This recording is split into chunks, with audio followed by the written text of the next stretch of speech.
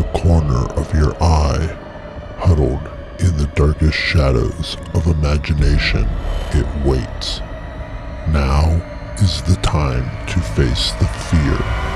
Welcome to Horror Lasagna.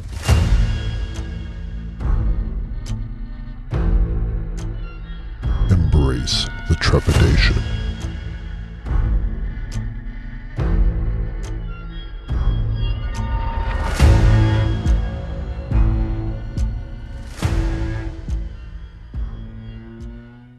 Yeah, finish the special Yes.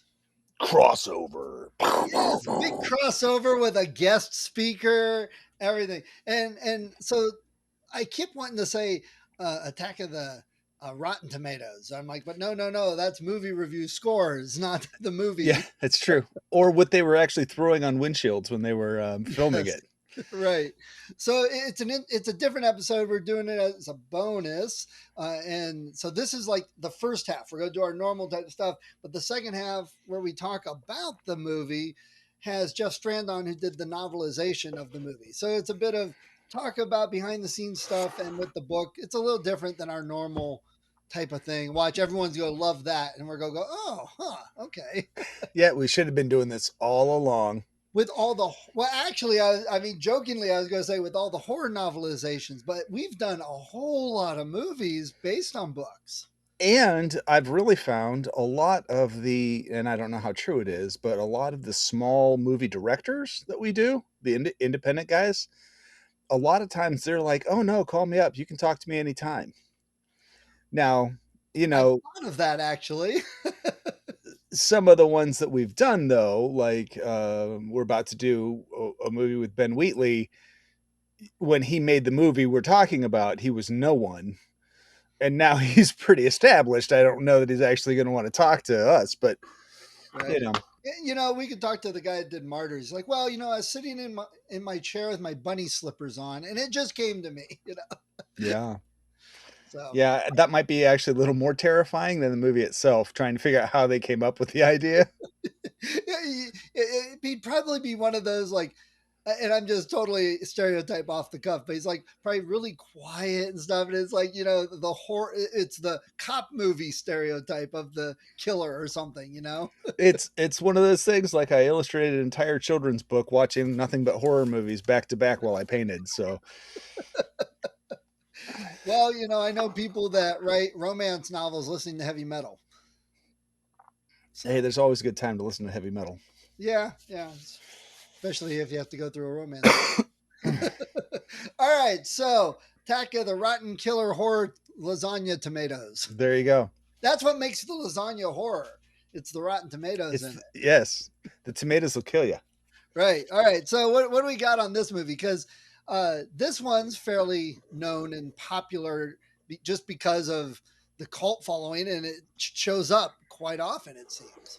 I think actually, if you spoke to 99% of the people, they will say they've heard of it, and 96% of the people have never seen it. Exactly. It's a trope, like the Toxic Avenger. People have heard of it. No one's ever actually watched it. We saw that when it came out on video, man. Yes, we did. It might surprise you that this was a U.S. film from 1978. This was an American film. It was really the brainchild of four different guys. Costa Dillon, or three guys. Costa Dillon was the one who came up with the concept, and he wrote it along with a gentleman named Stephen Peace and another guy named John DeBello. And in fact, the three of them became super invested in the whole franchise. And if you look at things that they've done after this, if it's not Killer Tomatoes, they haven't done it. Because this is their niche. This is what they've done. And surprisingly, it had a sequel and a cartoon and now a novelization. It just took a couple decades. Oh, it had two sequels. Oh, two sequels. I only knew there was one. Okay, Yeah. well, I'm behind. So the concept came when they were watching a movie together. And it's kind of one of those innate sub-level kind of racism things that happens because they were watching Japanese B films. Okay. All right, B-rated Japanese movies, and the one that they actually show on screen is called Matango from 1963. It's also known as Attack of the Mushroom People, and it's very cheaply made. The graphics aren't great.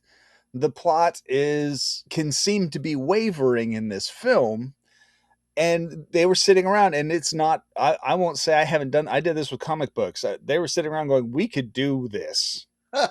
This is something we could do." And so they did. Now the part that I think is kind of subtly racist about it is that here is this Western culture trio sitting around watching an East Asian film pulled out of its environment and saying, well, this is garbage. We could do this. Maybe you could, maybe you couldn't, but would yours sell as well in Japan as this one did? Because that was the market they were aiming for, not you.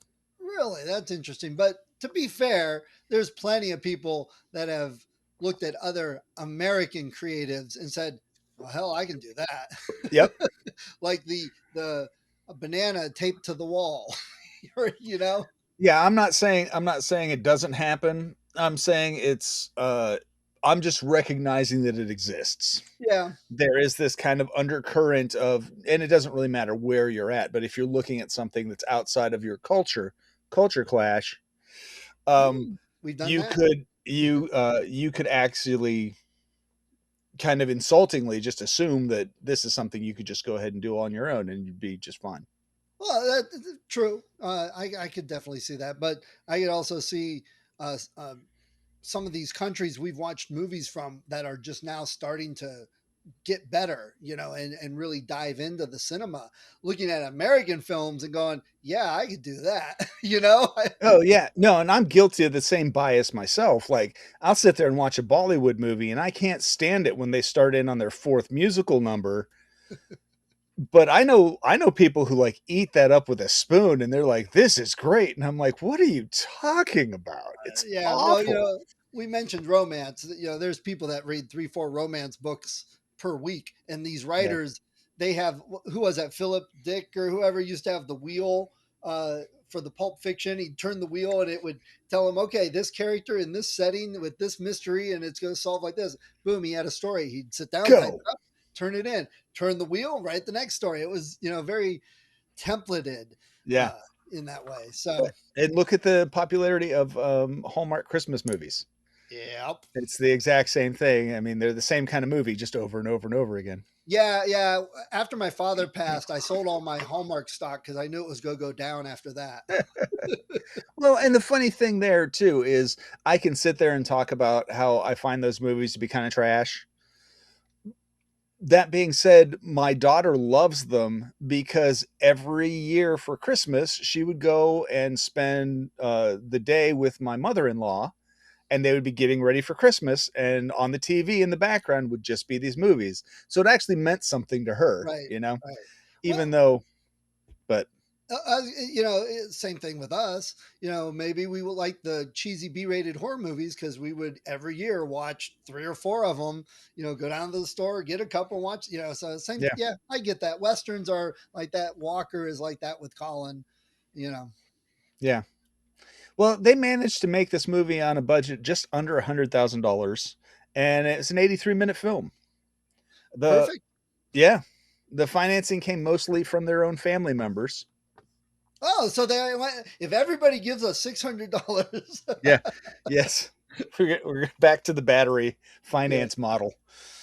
Um, DeBello wrote the famous theme song, which is probably more people can probably hum the theme song than can actually say they've seen the movie. Because it is literally Attack of the Killer Tomatoes, and on and on Slish 'em, and on. crush 'em, mish 'em, mash 'em.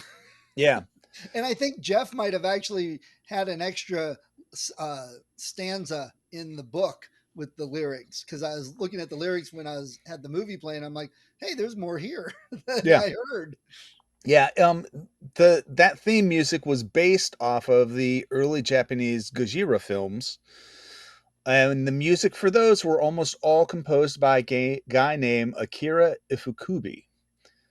He was the original composer who did all of those kind of very Right, dramatic sounding, almost militaristic sound to it. right. Um, and And then you can still hear echoes of that in modern movie scoring too.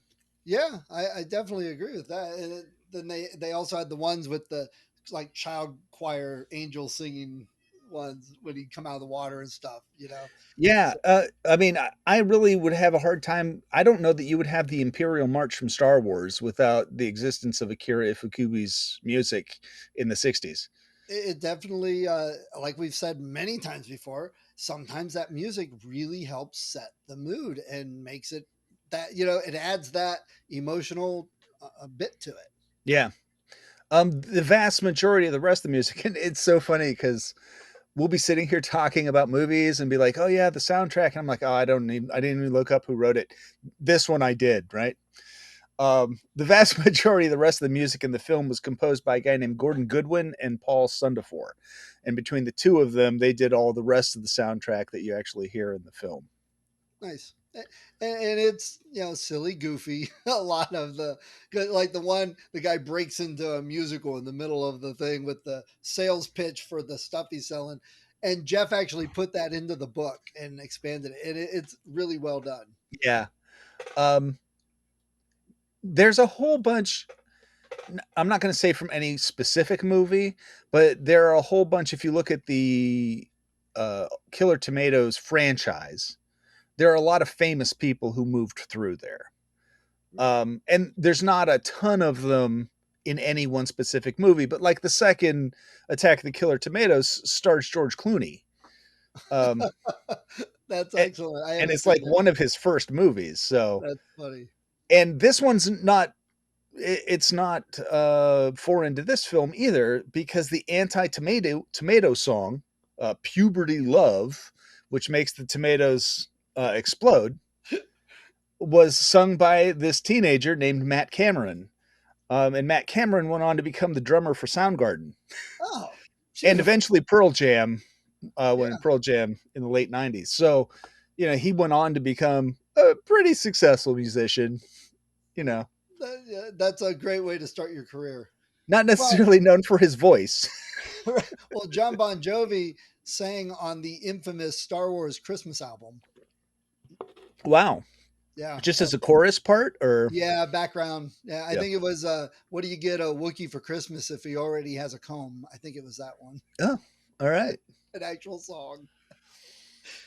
Um the movie opens with one of the best or arguably one of the worst stunts of all time because they had a part that was supposed to happen later in the film where a Hiller UH-12E helicopter comes down and touches down and then takes off. It was supposed to be dropping off troops.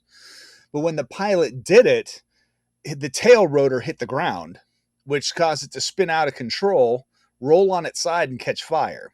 Right. Now, the pilots successfully got away with, bumps and scratches and stuff, but they put it at the front of the movie because it's probably the most expensive stunt they did.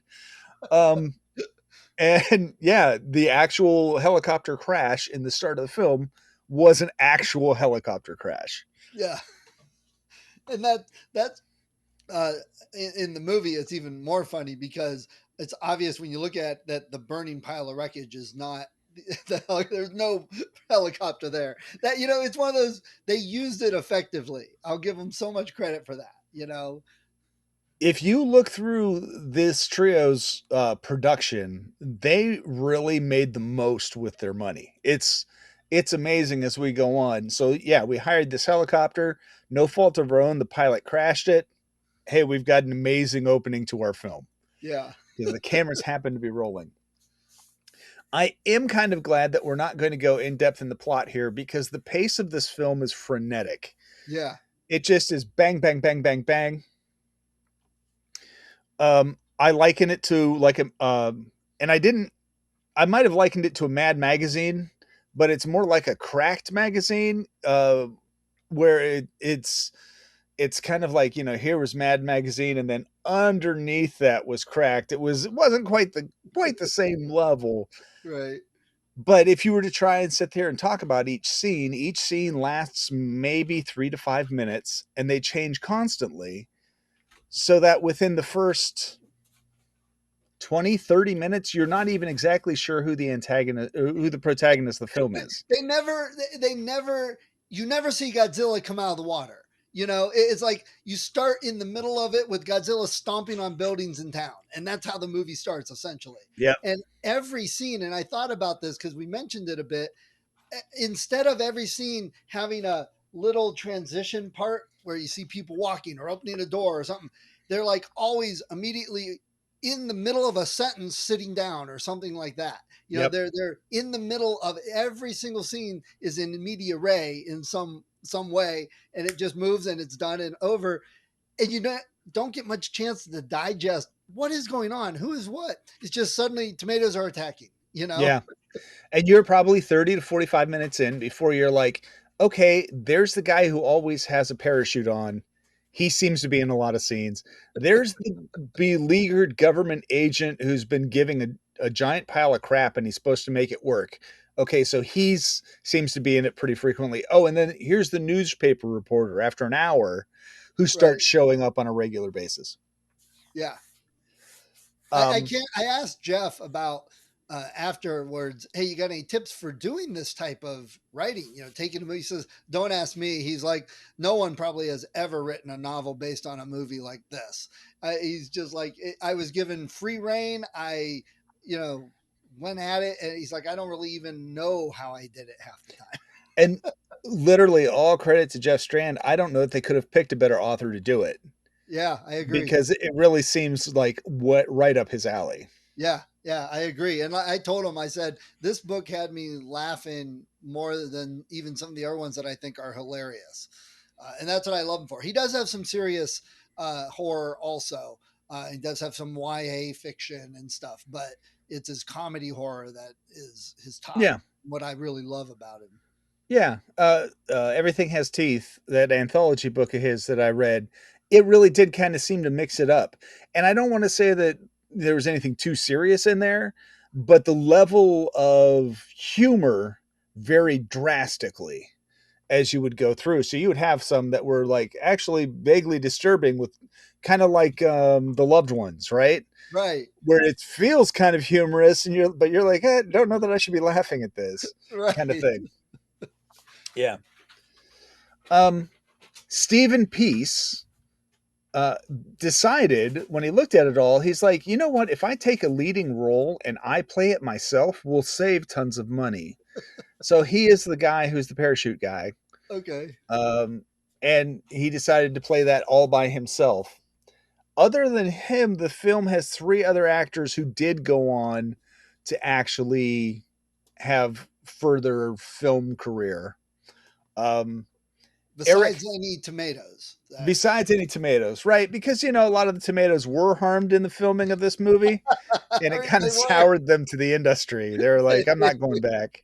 Yeah, that's why they had to get the people for the Ewoks. They couldn't use the tomatoes anymore. That's right. Eric Christmas was in it. He is a British actor. In the movie, he plays the senator who runs the Senate subcommittee meetings when they're not sitting there asleep, right, or drooling on themselves. The world lost Eric Christmas around 2000. He passed away. He had been involved in 134 projects, the first 5 of which were released in 1939.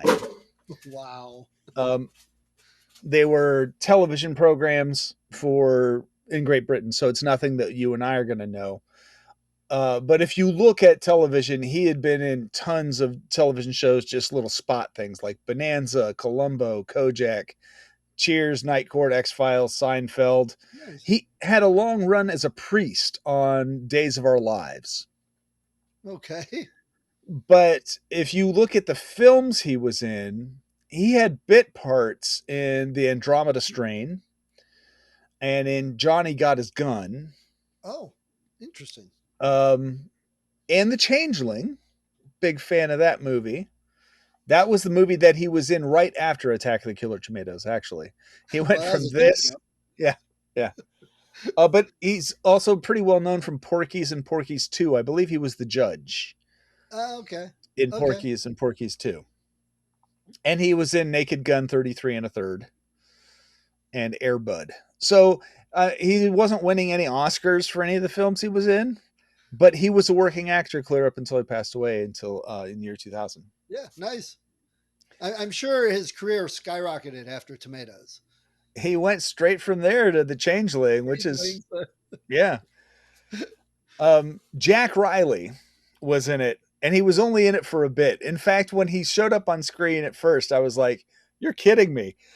They actually they could afford to get Jack Riley in here because he had been working quite a bit back then, too. Well, no, don't worry for their budget because they only had him in about 3 scenes because they could only afford him for so long. Right. He was the police officer. In the end, I think he and his partner in his car, and they just get pelted with tomatoes and crash their car. Yeah. Yeah. The nice thing for us about Jack Riley, he's born in Cleveland. All right. He's So Cleveland we born. do have a connection to Tomatoes. Well, we did have a connection to the tomatoes. He died in 2016. Well, I mean, it's still a connection. I suppose. And you know him. When you see him, you know him. Because you're like, oh, I've seen this sarcastic son of a bitch in so many different things. And that's what he excelled at playing. This deadpan, dry humor, sarcastic character. He had been on 181 different projects, and he did tons of voiceover work towards the end of his life, the end of the 90s, because he was the voice of Stu Pickles in the Rugrats. Oh, beautiful. Yeah. On regular television, he showed up in Gomer Pyle, The Flying Nun, I Dream of Jeannie, Hogan's Heroes, MASH, Mary Tyler Moore, Happy Days. He had a long run on the Bob Newhart show. Oh, okay. I think he was like the neighbor, the kind of quirky. I don't remember. Yeah. Yeah. If I go back and watch it. Yeah, you'll recognize him. He was in Barney Miller and Fantasy Island, Simon and Simon, blah blah blah. Tons and tons of TV shows. As far as films go, he was in Catch 22. And there were actually 2 of them I didn't realize. There was one like way back in the 60s, and then another one was done towards the end of the 70s, I think. He was in both of them. Wow. History? Part? No, I don't think so. That's interesting. I get to be in both of them, but different parts. Yeah. That's interesting. Well, Wednesday just did that, right? Right. The bad guy in Wednesday was Wednesday in the 90s. Right. Yeah. History of the World Part 1, which, it really sounds like the kind of thing this guy would be in. He was also in Volume 2. I love how they do that too. History of the World Part 1, History of the World Volume 2. Well, that's probably part of the humor there too. Yeah. He was in Spaceballs, Chud 2, Bud the Chud. And he was in Boogie Nights. The last guy who was in there, he plays a little boy. I think the little boy at the lake when they're swimming and they get attacked by the tomatoes. Something reminiscent of Creepshow or something. Right. He's Dana Ashbrook, and he's an American movie. This was his first movie. He went on to do a lot of television. His longest runs being in Twin Peaks, both runs of Twin Peaks, Dawson's Creek, and Crash. So he was kind of like the handsome pretty boy who shows up in a lot of those kind of shows. He is also involved with a couple movies, Return of the Living Dead 2, both Twin Peaks movies, and he's actually got one project in the pipe right now called Unplugged. So, well, still working. And when it comes out, you want to see what Dana Ashbrook's up to, go see that film. There you go. I find it really interesting that the movie starts with just tomatoes. So, like, no expense, just buying tomatoes. Over time, they actually worked with people who taught them how to use foam to cast tomatoes and spray paint them. So once they learned how to do it, you started to get various size tomatoes, and they weren't all just regular tomatoes. Right. Now they were foam cast tomatoes. culminating in like a tomato that was probably about 6 foot in diameter, so it's hard to say for sure. Yeah. But all of their props were made with super cheap stuff, like the tomatoes put on ear protection, to guard against the song. The ear protection were green toilet seat covers with like a green strap holding them in place on top of the tomatoes. So That's funny. Well, that's again, it may not have been the highest budget, but having the struggle to make that stuff work adds to the humor a whole lot. It's just those little things. absolutely. And they continued. If you are ever looking for production people, honestly, you should give these guys a call because, like, all of the army uniforms that were used in the movie, and there are quite a few, they just scoured Goodwills throughout the area and bought them all from Goodwill. Nice. So all these guys are wearing these army uniforms. They just got them for like what, a nickel a pop or something like that back in the 70s in a Goodwill. Right. And they also did stuff like they didn't get permits to film. Oh, another one of those. We've had a few of those. Yeah. And it seems like the only one that people ever actually mention when they talk about it was the fountain scene. You have the guy in the scuba gear who's been walking through the desert for pretty much the whole movie. Right. He comes to a fountain and he just starts swimming in the fountain. They didn't have a permit for that. The guy just starts walking and everyone's looking at him weird, just like they would in the movie. He gets in the fountain and he paddles around in the fountain and then they cut. So, the amount of money they saved in that is pretty astronomical. Yeah, as long as they didn't get caught and then have court fines and all sorts of stuff. So yeah. We hope that doesn't happen. Yeah, we're good on that. They filmed at not Dodger Stadium. It's in San Diego. Well, that's where it was supposed to be. Yeah. So they were filming there, and all of the extras there, they just put out a call for all of the weirdos in the San Diego area who wanted to be in a movie, and that's where all those people came from. They just answered this cattle call. They turned no one away, just crammed them in there and said, "Here's what's happening. Go." And so all that you see there is kind of the creation of the people that they were working with. Oh, it makes it even better because it's a very chaotic scene with everybody running and all that. And the very last part, there's like 50 people gathered together. I'm like, that's all of the city, Yeah. It almost makes it worthwhile to watch the scene again just to watch what the people came up with when someone said action. That's like the early version of today's Walking Dead zombies, Yeah. Well, Romero had that with Night of the Living Dead too, right? He had these people. He's like, okay, I want you to walk around like you're dead, and he just started filming stuff. And he's like, if I put stuff out here, would you guys actually like bite it? And they're like, sure. And so he's like throwing out raw cow liver, and they're like, yeah. They're pulling on it with their teeth, and he was like, I was amazed at what the people were willing to do. Yeah, but it was almost like a college thing, Yeah. When you're in college, yeah, you'll do any stupid shit. The film was, and to this day is, pretty universally panned by critics. Not by us, though. No. It did go on to become a cult classic all on its own, against all of the, and I think it has to do with a lot of the midnight showing kind of places, where you'd be showing Rocky Horror Picture Show. In fact, it gets mentioned it would be paired with Rocky Horror Picture Show.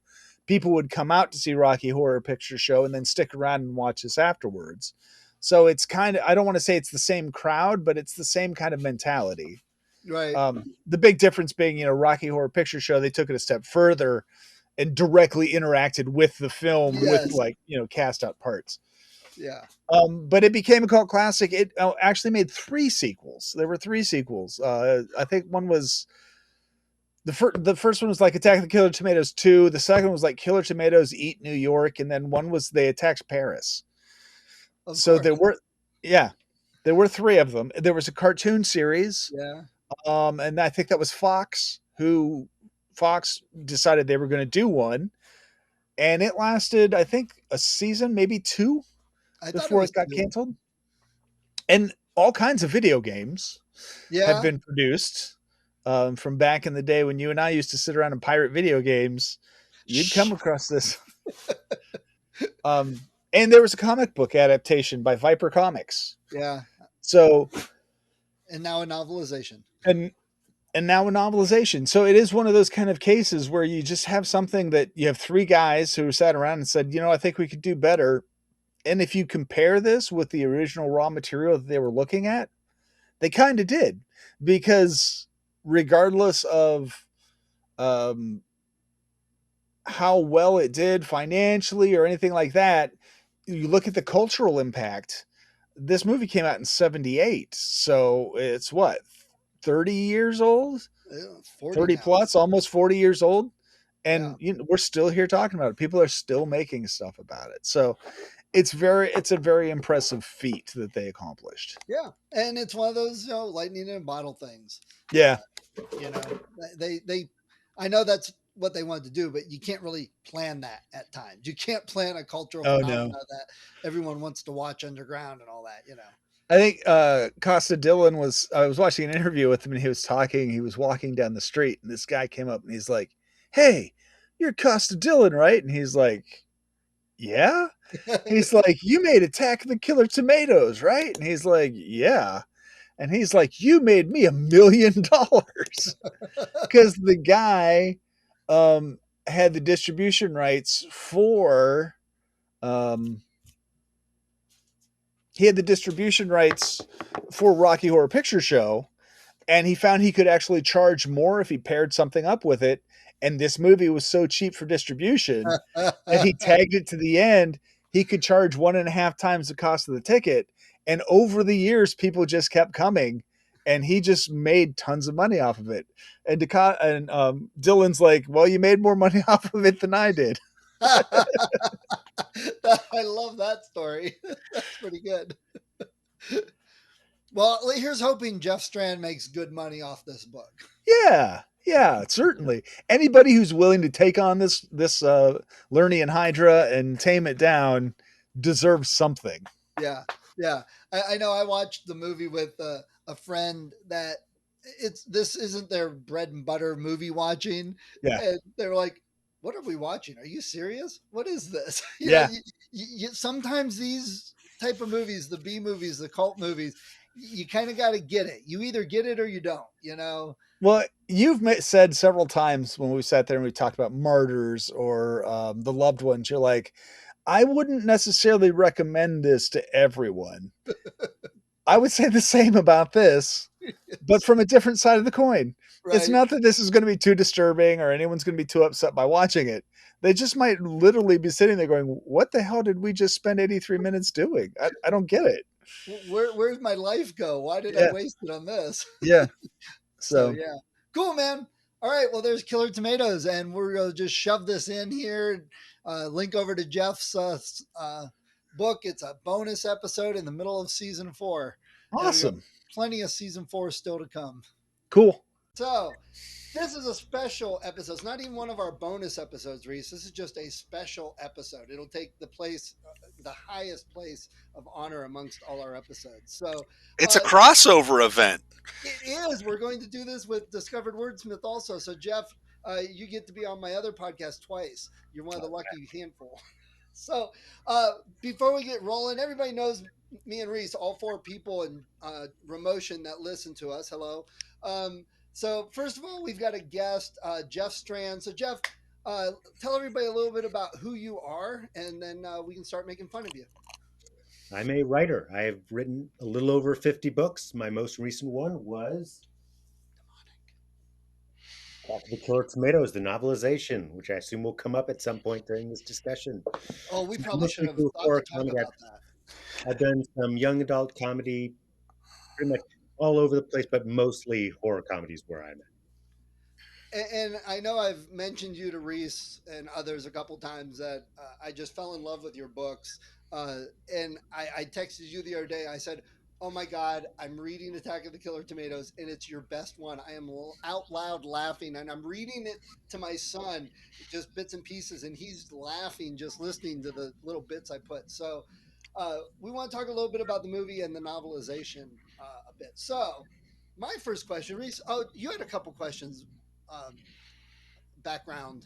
I did actually, Jeff. This is the first time I've met you, and aside from a friend of ours who we know who left a long time ago to go live in Alaska. So good. Alaska is one of the three places that I've told my children I should never go because I'll probably never come home from. So I'm going to ask you to disabuse me of my romantic notions of what Alaska's like. So what was it like growing up in the Great White North? Well, I didn't know any different. So I was born in Baltimore, but I grew up in Alaska from 6 months old till 15. So I didn't know any different. So the fact that it is light 24/7 during the summer was not weird to me. That's just the way it is. The fact that it gets I would get on the bus to go to school and be pitch black. And then by the time I got on the bus to come home from school, pitch black. There are a little bit of daylight in the middle, but so the long nights during the winter, the long days during the summer, that was just the way things were. So people would visit in the summer and like, how can you sleep? It's 4 in the morning and it is bright out. And but that none of that stuff was weird to me. What I realized was the most weird and didn't impact me at all growing up was in Fairbanks, you were in Fairbanks. So like right now I'm in Chattanooga, Tennessee. I you know think nothing of, I'll drive to Nashville. Tomorrow I'm going to go to Atlanta, Knoxville, the whole continental United States is at my disposal without it being that big of a trip. Whereas in you know, Fairbanks was the only place I was unless we took a vacation to Anchorage, which was like 6 or 8 hours. So there were tiny little towns that were basically a gas station and maybe a restaurant. But for the most part, if you were a resident of Fairbanks, that's where you spent all your time because there weren't other cities that you could just drive to on a casual basis. So, Nowhere else to go.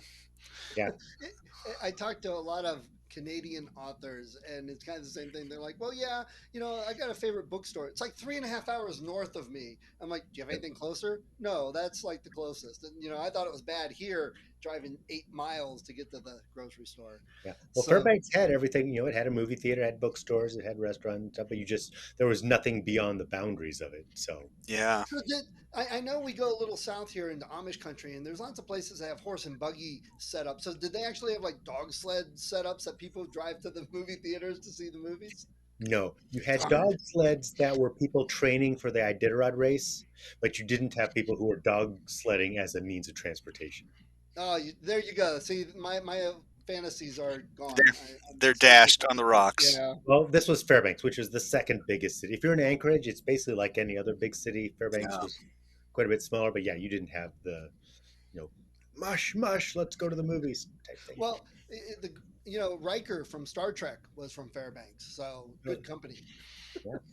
And he did live in Kent for a while, which is one of the reasons I went when after I read the one book Cyclops Road. I went, oh my god, this guy like was in Kent about the same time I was living in this area, and we're like 2 days apart. So Reese, you call me old man because we're like 5 months apart. Jeff is actually 2 days older than me, so I'm not the oldest anymore. Look at that. New senior man in the room. Yeah, Yeah. look at that.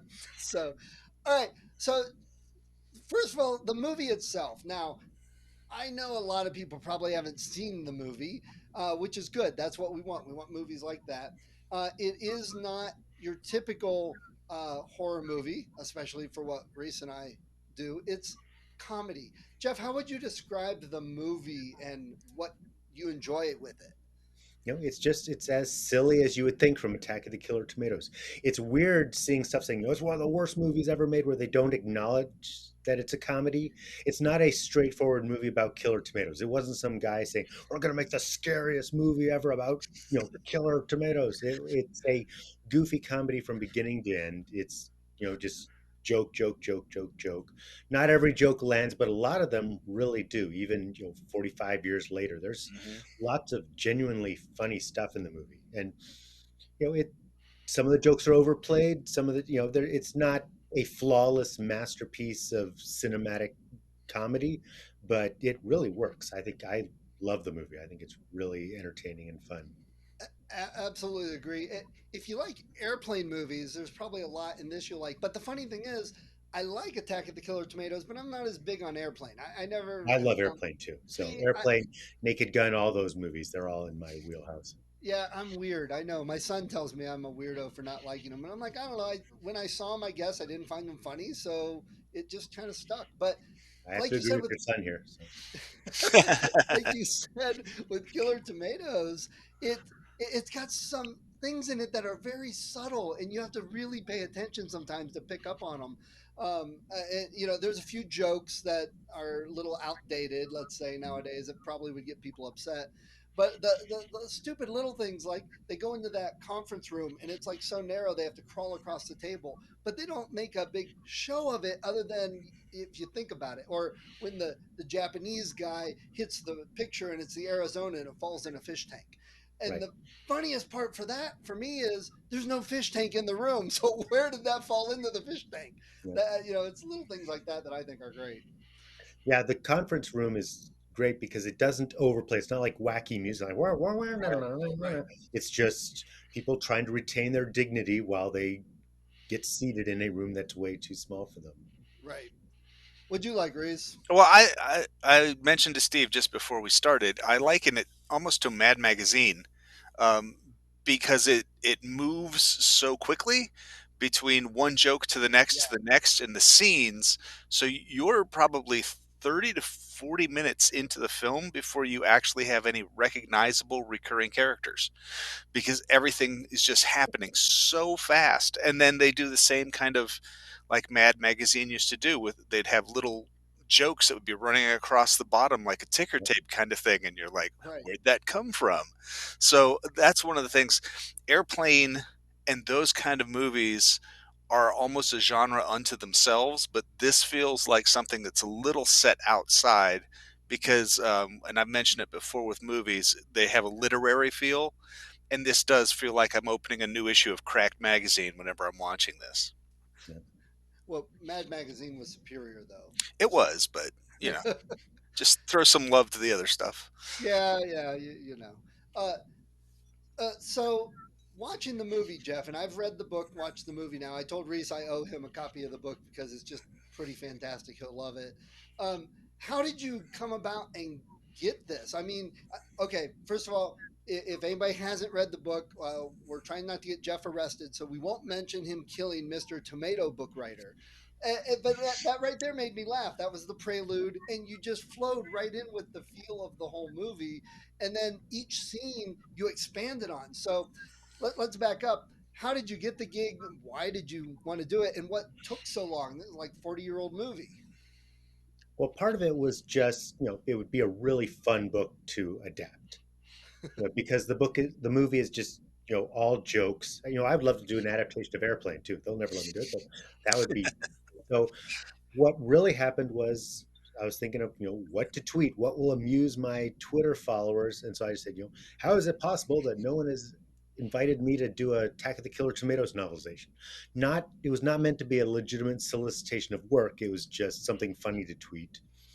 And then Mark Miller at Encyclopocalypse Books sent me a private email and said, "Hey, if you're serious about that, I'll see what I can make happen." Like, yeah.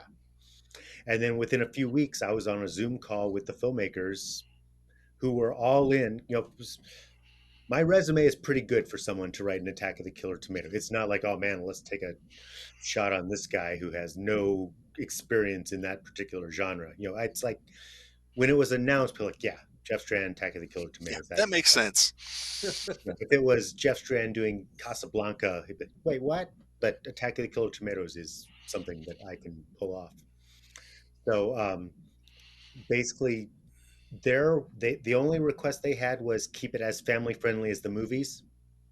The movie it's PG, but it's 1978 PG, so it'd be a Right. fairly strong PG-13 now. I kept to that, which is what I would have done anyway.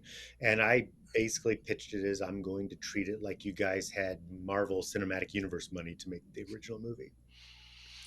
And so they were all in, and I was set free to write Attack of the Killer Tomatoes.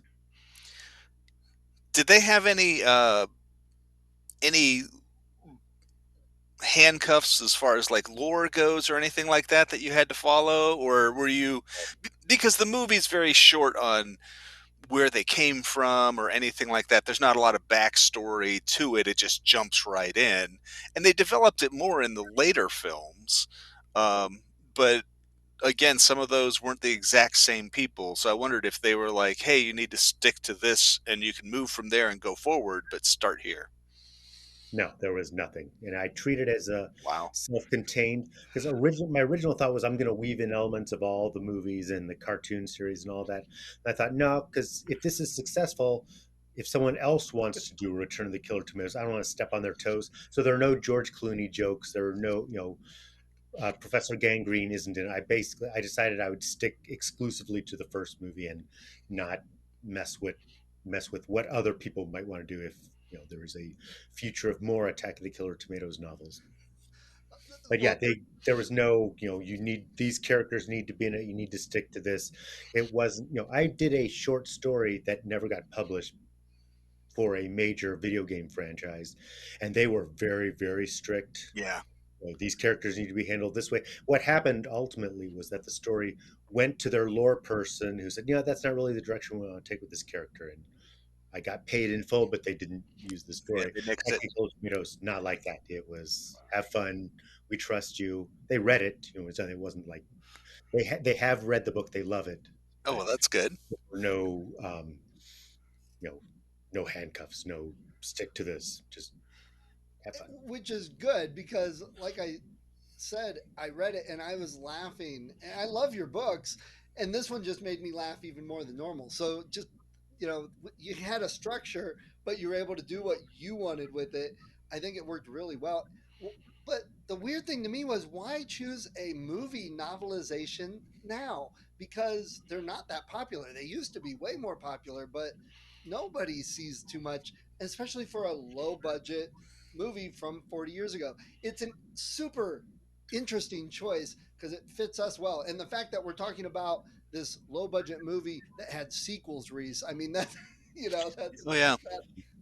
So why, I mean, I know it was like, hey, let's make this happen. Why do you think they wanted to do it and a movie Well, novelization? Psychopocalypse has done some vintage novelizations. So they brought back some that were written at the time, but they've also gone back and done, Creature and stuff like that. And they've announced a few more. They're doing Nail Gun Massacre and Dead Girl and Redneck Zombies. So they're there's a little bit of a niche market. We don't know how big it is. It's too early to gauge the success level of stuff like Attack of the Killer Tomatoes. But really, it was just kind of a fun thing. I think you need to pick movies that people can see the novelization potential in. It's like Tactical Tomatoes. It's going to be a really really dumb book. It's just goofy fun. It's not meant to be a literal page. It doesn't follow the previous trend in novelizations, which were you have seen the movie in the theater, you're never going to see it again unless it goes into a second run, but you've got the novelization, so you can relive the story of E.T. the extraterrestrial Right. whenever you want in book form. Whereas now it's just you have to bring something more to it. So it's not meant to just be a transcript of Attack of the Killer Tomatoes. It's basically all new jokes, unless I took their joke and use it to springboard to something else. Because the jokes in the movie are perfectly good. My job was not to retell stuff that already works in the movie. My job was to take the framework of the movie and expand on it and do all new jokes. And even there, though, the two I thought of reading it, the one with the bad Japanese overdub with the guy's lips moving, and then you hear a voice say, "And then I said," and that cracked me up because obviously the Godzilla movies and everything else. But then the musical number, I don't know if I've ever read such a great retelling of a musical number in a novel format, and you did that great, expanded that scene wonderful. So I think you broke new ground. You pioneered a new modern novelization of a movie because the stuff makes you laugh in the movie if you have twisted minds like some of us. But again, the book just expanded on all of that, making it even funnier. I think. Yeah. What I wanted it to be the best way to read the book, you could read it without any prior Tomatoes experience. The best way to do it is to have freshly seen the movie because a lot of it is callbacks to the film. So the optimal way to experience it. You watch the movie and then you go right into the book, and then I think it there's a lot of stuff that works even better in that context. But yeah, the point again, it's not to you can watch Attack of the Killer Tomatoes whenever you want. It's on streaming. You can get the multiple DVDs. There's the big collector's edition. It's very easily accessible. So what I wanted to do was give the book its own identity. It works as a separate, but it's completely linked to it. It's not, I love Attack of the Killer Tomatoes. This wasn't me being better than the movie. This was having fun with various aspects of it and trying to get a very similar tone with a completely different experience. With the frenetic pacing of the film, was that at all of a challenge when you were writing it? I would think it would be hard to get into like a groove and, pound a bunch of pages out because the movie shifts gears so quickly from scene to scene to scene. Not really, because I've got experience in it. There's a reason I was the right guy to write this book. So I've done my adult horror comedy novels. I try to treat the horror legitimately, but have lots of laughs. But I've done young adult books that are just joke, joke, joke, joke, joke, joke, joke. So I've done, book. It's not if you read Attack of the Killer Tomatoes and then you read my book A Bad Day for Voodoo. There's, you can see there's still the meta element, and so I have done books that are just pure comedies all the way through. So it wasn't like, okay, how am I going to tackle this? I have that level of experience. It's hard. It's not like, oh yeah, I could just easily knock this out. It was a fun book to write. It is, when you are doing something that is just joke after joke after joke, and you're not letting the characters or the story carry you through. Because I'll be honest, Attack of the Killer Tomatoes, the novelization, you're not going to get deeply invested in these characters. Like, I don't care if it's funny or not. I need to know what's going to happen to this guy. That's not the experience you're going to get with it. And it's not a scary book. It's just as funny as I could possibly make it. So yeah, you do need to keep the pacing up. It Yeah. creates a scenario like the movie Airplane, like the movie Naked Gun, like Attack of the Killer Tomatoes. You can't let up on the laughs because the book doesn't have the framework to allow you to say, yeah, let's just cool down for a couple pages. No, it has to be nonstop throughout, which is not for everyone, but the people who love it love it. Which actually you even you do a lot of fourth wall breaking in the book, and you even reference that. It's like, okay, Mr. Author, well now maybe we should slow this chapter down and not put so many jokes. So the joke was the not doing Yeah. so many jokes, which I thought was pretty brilliant. Yes. And, and Reese, so we talk a lot about the special effects in movies, and the special effects in this one obviously is not computer graphics. They do it wonderfully though, because they don't try and make all these big scary looking tomatoes. They just take like garden tomatoes and put them on the ground, then overdub it with Yeah. Yeah. what what what what are thoughts on the special effects? I know a lot of people would say, well, this movie sucks, like you said, because the special effects suck. But I think the special effects are part of the comedy. Well, the movie starts off with one of arguably the greatest special effects in all of cinematography when they accidentally crashed the helicopter that they hired for the scene. And then they're Yes, like, "Oh, hey, let's just use that in the movie." You don't which is get something much we more would do. authentic than that. Right. After that, the special effects they use kind of ramp up because it starts with just tomatoes, and then it progresses from just tomatoes. There's some stop animation at tomatoes, Yeah. In and the then grocery store. towards the end of the film, they figured out how to make giant tomatoes out of foam and put them on wheeled carts. So, it slowly built up over time. But again, it's not. You've referenced before, Steve, in movies where they try to show too much of the bad guy and it kind Yes. of ruins it. And in this case, even though they're being silly, they're still being very prudent with the usage of the giant tomatoes and things like that. So I think it works really well, especially for the film, the way it's set up. Yes. Agreed. Jeff, I mean, I know some of Reese's favorite movies, like all 1,200 of them. What are some of your other favorite horror movies? Um, Shaun of the Dead is my favorite horror movie and favorite movie. So it's like it works brilliantly as a comedy and brilliantly as a horror movie. So it's not like Attack of the Killer Tomatoes. That in Shaun of the Dead, it's really funny, but you're also fully invested in the characters. When things get serious, there are actual stakes. So that's my number. I'll swing over to my poster, and then Nice. Return of the Living Dead, one of my all-time favorites. That one, I I think to me that's the '80s horror movie that holds up the best. I think it still plays just as well now, even though a lot of the stuff that they originated is now zombie lore. Hmm. It's Right. got the fast zombies that Return of the Living Dead. That wasn't 28 Days Later. That was Return of the Living Dead. The fact that they a hit to the brain won't kill them, that you have to dismember them. The fact that the meta aspect, the fact that this is based, Night of the Living Dead was just a movie, so the character is referring to Night of the Living Dead. So it's got all kind, talking zombies. It's got all kinds of stuff that was done later, but it does it all in one movie. So that's one of my all-time favorites. I love the original Texas Chainsaw Massacre. That's probably my favorite, just straight horror movie. Although that has lots of dark comedy too. It's got the funniest line of any movie of "Look what your brother did to the door." That Right. one line is the most perfect comic relief line ever because it's completely logical in a movie where suddenly logic shouldn't apply. Right. So it's like you've got this guy wearing, human skin, chainsawing a door, and of course you're going to be upset that this guy chainsawed your door. But in the context of the movie, you don't think they care about their door.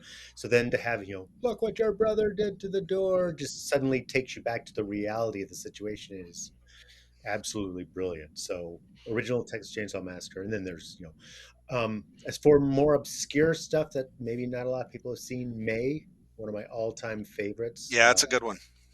Lucky McKee with Angela Bettis. That I saw that at a film festival, and it rocketed to the all-time favorites. And there's a lower, much, much, much lower budget movie called Found, which is just one of the darkest and most I don't know that one. disturbing things. That's something good you should cover. Check it out. Yeah, Yeah, we'll have to look Reese. it up. Yeah, Reese always makes notes of any he hasn't seen, and then we'll watch movies and reference. Here's 20 other similar ones. Jeff, have you seen Todd in the Book of Pure Evil? I have not. I've heard it's really good. Oh, Yeah, you would enjoy it. we enjoyed watching. We reviewed it, enjoyed it. And another one that comes to mind, Phantom of the Paradise. Yes, I hadn't. Phantom of the Paradise is something I'd been wanting to see for a really long time. And back when I first saw the documentary Terror in the Isles, they had a clip from it. And it's where he hits, I think, Garrett Graham in the mouth with the toilet plunger. And I'm like, I have to see this movie, but I didn't know what movie it was. And the documentary didn't identify the clips. So I would watch the end credits. They had the long, long list of all the clips. Like, I don't know which one it is. I don't know which one it is because I haven't seen all these movies. So I finally discovered that it was Phantom of the Paradise, but I could never find it on video. I finally saw it about 3 years ago in the actual movie theater. Wow. A theater in Atlanta played it, so I went. So my first experience with Phantom of the Paradise was seeing it on the big screen with a big crowd, and it was wonderful. It lived up As to it all was meant to be. Right. Not in our basement in the dark, right, Reese? Yeah. Like most of the bad horror movies we've watched through the years. Yeah. So, what else you got, Reese? I know you had a whole list, and I've jumped in. Oh no. We've covered a lot of it. I Yeah.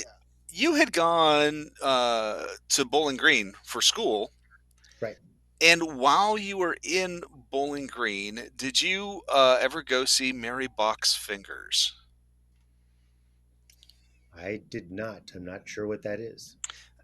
There's a small uh, museum, for lack of a better word, and they had a display of the last public execution in Bowling Green, and it was a farmer who, in a mad rage, butchered his wife basically. And when the sheriff showed up, he put three of her fingers in a jar full of whiskey to use as evidence in the case. and those fingers have lasted this entire time. They're still in a jar on display in this museum, along with the hangman's rope and the knife he used and tickets for the hanging. But it Yeah. seemed macabre and bizarre enough. I kind of wondered if it was something that you had seen while you were there. No, I spent too much time in movie theaters and bookstores. I missed out on the fingers. Well, And I now I did, want to see them. yeah. Well, I mean, I'm building it up, but it really is. You walk in, you're like, "Yep, they're there," and Yeah, then then you're gone. But three of them. But really, how many people can you go up to and say, "Have you seen Mary Box Fingers?" Oh yeah, I've been there. You get, well, no, what's that? Let me tell you. I mean, come on, it's all in the presentation it's of true. doing something that they haven't done. I love doing that. Yeah. I also had noticed that your first publication was in a literary magazine, and my brother and my dad back in the 70s were big into getting, Isaac Asimov and Astonishing Tales delivered to the house, so they had subscriptions. And I wonder if you think that society is kind of at a loss now that literary magazines seem to kind of be a thing of the past. Yeah, it's not as much fun. Cemetery Dance, it's published very infrequently now. It's still a print magazine. I got the latest issue a couple weeks ago. But yeah, I used to get tons of them. I would go to the bookstore and there'd just be a whole rack of horror fiction magazines, and I would, you know, read a lot of new stuff that way. Now I really don't. Now I either read anthologies or just novels. So yeah, it was more fun to, I wasn't getting published regularly back in those days, so I would get lots of rejections. I don't have a big stack of literary magazines I've been in. I have a big stack of rejections from those magazines. Yeah. It's more fun to, see your story in an actual printed magazine. But It's yeah, like so the fake money drop off. You take all your rejections, put them in between the two magazines you've been in, and so it looks like you have a huge pile of these literary magazines. Oh, there goes Reese again. He'll be back, I'm sure. We'll just keep going and we'll pretend all right. he's a Oh, we're ghost doing or so whatever. well. Um, so, Jeff, for people listening, we asked you a little bit about yourself. What books would you recommend that someone start with? I discovered Cyclops Road because I got a free copy. I've told you that. Oh, look, a free horror movie or book. I'll take it. So, what books do you recommend? Of my own, generally I would interrogate them. Say, okay, do you want the goofier stuff or do you want the more serious stuff? In the absence of any information, I generally go with Wolf Hunt, which is kind of a super violent comedy horror crime werewolf book. So Right. that's kind of like my default. I also sometimes will say Autumn Bleeds into Winter, which is sort of a coming of age thriller, or Allison, which is sort of a telekinetic horror thriller. Lots of humor in all of those. Yeah, So I I just don't picked Allison like up. Dweller is one of my most popular books, but it's also sort of an outlier because it's very sad. And I don't generally do bummer books, but Dweller is kind of a bummer book. So that probably is the most popular thing I've ever written with readers, but it's not necessarily my starting place. And stuff like Pressure, again, that was one of my most popular ones, but it's also very, very dark and intense. And so, if you're like, well, okay, what best exemplifies what a Jeff Strand book is? And I'm kind of all over the place, but I generally would say, okay, well, Wolf Hunt, Allison, or Autumn Bleeds into Winter. I haven't read Allison or Autumn Bleeds. I did pick up Allison when I saw you, but Wolf Hunt and Forbidden Forest and Blister. I like those. Forbidden Forest and Wolf Hunt. I've got those on audio and I've listened to them a couple times Oh, cool. uh, because they're good fun to listen to. It they crack me up still, and it's well, also at the Scares That Care, which you were recently at when I saw you, Armin Shimmerman was there, and he wrote some what I call fan fiction alternative Shakespeare history, and those are much heavier to read. And I even commented, I said, yeah, I liked reading the first one. I said, but it takes so much brain power to read it. I said, I need to get something, that a little more fun and easier to read. And your stuff has fit that perfectly. Plus, then I've gone back multiple times. So for everybody listening, you got a favorite movie, horror movie that we've done? You watch? Great. Well, here's some favorite horror books to add to that collection. Everything's Got Teeth is the Jeff Strand book that I own. You actually have one. Yeah. I didn't know that. Awesome. When you first brought him up, this is what I was saying about literary magazines. They're so nice because you can read several authors you've never heard of, Right. all in one compilation. But you brought Jeff up to me, and I was like, "Oh, well, I'll check it out." And so I just picked that up, and I enjoyed it a lot. I like anthologies in general, but Thank you. What's you've got some other great titles like Dead Clown Barbecue, which I've got digitally, haven't read yet. Was that one of the Mayhem books or not? Or is that an No, anthology? Dead Clown Barbecue is a short story collection. Okay. I've got five. Five of my books are just collections of short stories. It's Gleefully Macabre Tales, Dead Clown Barbecue, Everything Has Teeth, Candy Coated Madness, and Freaky Briefs. And the others are not novels. Okay. And then one nonfiction book, The Writing Life. Which again, for all the writers, if I put this up on my writer thing, my I have two writer books that are go tos that I have both read both of them a couple times, and one was Stephen King's On Writing.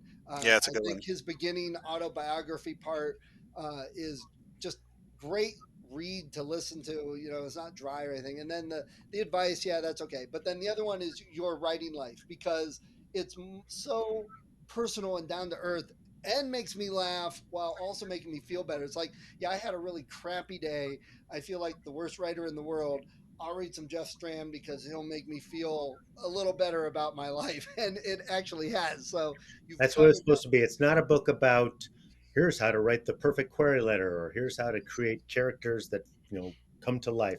It's meant to be here's what it's like if you do a book signing and no one shows up and here's how to cope with rejection. It's kind of like the real stuff about being a working writer who is not making, $100 million a year. which I absolutely love because that's why I started the podcast, because I was tired of going into all those Facebook groups of people going, "Hey, look at the 100,000 I made this month on the three Yeah, books I've written," and I'm going, I can't relate to that, and I'm looking around going, "There's 50,000 people here. You can't tell me 50,000 authors can relate to that." And that yep. was the genesis of the podcast. So, all right, well, what you got anything else to add to this conversation, Reese, before we let Um, Jeff go? just really quickly, and if you can't say anything, it's fine. But during some of our research for, I don't remember which movie it was, one of the ones recently, we came across that somebody was working on a movie called Blister.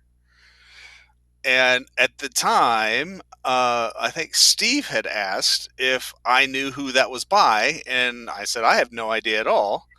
And so we're wondering if you had anything to do with a movie option. I do not. I have lots of movie stuff going on. Like there's actually really cool stuff happening, at this very moment that I'm not allowed to talk about, but Blister is not one of them. So that would be a Okay. Blister. Blister, it's one of my best-selling novels, but the movie interest has been almost non-existent. So I've got lots of cool stuff going on, but yeah, if there's a movie being made of Blister, they've either done it without telling me or it's someone else who's Blister decided. is an interesting book of yours too, because it's not super dark, but it's also not super funny. But it definitely is that, you know, just because someone doesn't look like you, watch how you treat them. Yeah. Now, as you Well, were leading up to the question, I was ready to say yes, but I can confirm nothing. But no, Sorry. not me.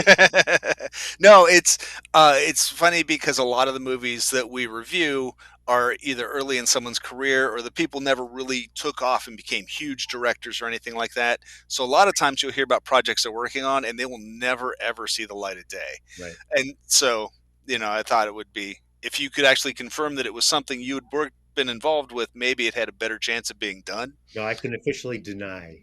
Excellent. Hopefully, this will be outdated, and Blister will have been this massive success. Oh, he was lying. No, I'm not involved in a Blister movie at this point. Well, as soon as a big one comes out, we'll review it and All right. we'll do a Yeah. link between this one, and then we'll get you back on to tease you about it. All right. I'm ready. That's how we work. All right, Jeff, I appreciate you taking some time chatting with us Thanks today. for having Yeah. me. Thanks so much. Yeah, Thank and you. we'll let you know when the episode goes live. You can hear about all the background stuff that we discovered and then tell us about the things we didn't know. All right. Thanks, sir. Thank See you you. guys.